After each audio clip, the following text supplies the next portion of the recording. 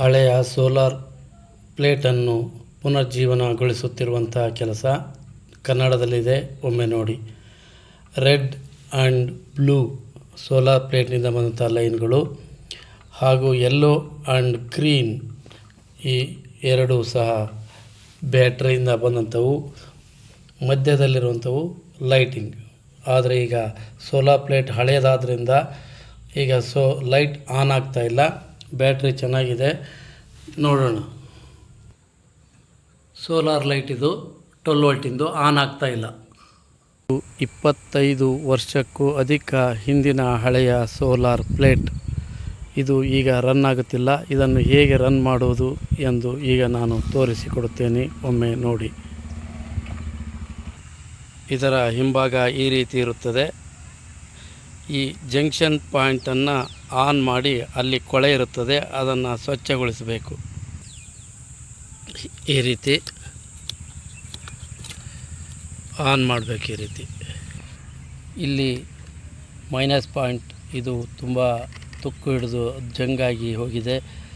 ಈ ಜಂಗ್ ಪಾಯಿಂಟನ್ನು ಬ್ರಷ್ ತಗೊಂಡು ಸ್ವಚ್ಛ ಮಾಡಬೇಕು. ಇದು ಪಾಸಿಟಿವ್, ಇದು ನೆಗೆಟಿವ್.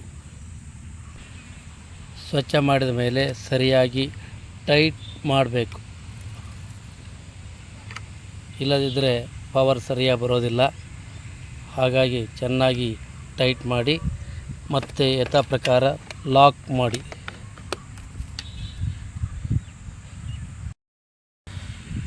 ಸೋಲಾರ್ ಪ್ಲೇಟಿನ ಮೇಲೆ ಇರುವಂತಹ ತುಕ್ಕು, ಧೂಳು, ಮಣ್ಣು ಸ್ವಚ್ಛಗೊಳಿಸಬೇಕು. ಎಲ್ಲಿಯೂ ಸಹ ಮಣ್ಣು ಇರಬಾರ್ದು. ಇದು ಹಾಳಾಗಿ ಗುಜರಿಯಿಂದ ತಂದು ನಾನು ಸರಿ ಮಾಡ್ತಾಯಿದ್ದೀನಿ. ನೋಡಿ ಹೇಗಿದೆ. ಸೋಲಾರ್ ಪ್ಲೇಟನ್ನು ಜೋಡಿಸುವಾಗ ಉತ್ತರದ ಭಾಗ ಏರಿರಬೇಕು, ದಕ್ಷಿಣದ ಭಾಗ ಇಳಿದಿರಬೇಕು. ಏಕೆಂದರೆ ಮಳೆಗಾಲದಲ್ಲಿ ಸೋಲಾರ್ ಪವರ್ ಕಡಿಮೆ ಬರುವ ಸಾಧ್ಯತೆ ಇರುತ್ತದೆ. ಸೋಲಾರ್ ಪ್ಲೇಟ್ನಿಂದ ಬಂದಂಥ ವಿದ್ಯುತ್ ಲೈನ್ಗಳನ್ನು ಸರಿಯಾಗಿ ಮೊದಲೇ ಹೇಳಿದ ರೀತಿಯಲ್ಲಿ ಜೋಡಿಸಿದ್ದೀನಿ. ಈಗ ಸ್ವಚ್ಛ ಮಾಡಿ ಹಾಕಿದ್ದೀನಿ. ಲೈಟ್ ಆನ್ ಆಗುತ್ತಾ ನೋಡೋಣ ಬನ್ನಿ.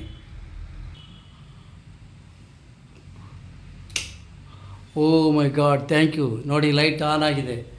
12 ವಾಟಿನ ಬಲ್ಪನ್ನು ಹಾಕಿದ್ದೀನಿ. ಹಾಗಾಗಿ ನನ್ನ ಕೆಲಸ ಸಕ್ಸಸ್ ಆಗಿದೆ.